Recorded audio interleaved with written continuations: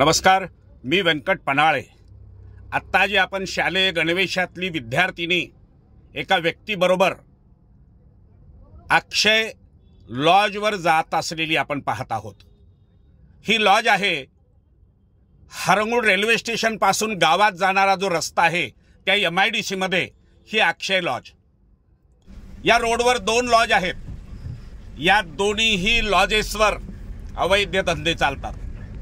शाळेतली ही विद्यार्थिनी या लॉजवर विवाहानंतर शरीर संबंध कसे ठेवावेत याचे क्लास चालवले जात असतील का?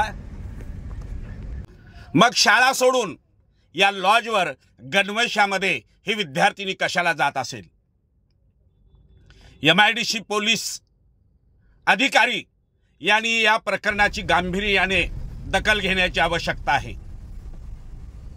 हरंगुळ गावात जाणाऱ्या रस्त्यावरील या दोन्ही लॉजेसवर हे अनैतिक धंदे चालतात। शाळा महाविद्यालयाच्या विद्यार्थिनी या लॉजवर इथं आणल्या जातात। लातूरचे जिल्हा पोलीस अधीक्षक यांनी अत्यंत गांभीर्याने या प्रकरणाची दखल घेण्याची आवश्यकता आहे।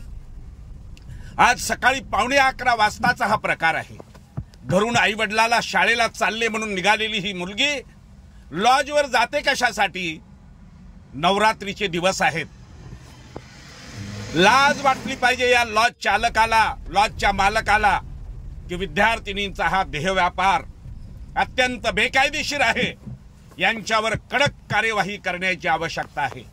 आणि म्हणून लातूरच्या जिल्हाधिकारी यांनी सुद्धा या प्रकरणी लक्ष घालून संबंधित लॉज चालक मालकावर कार्यवाही करावी।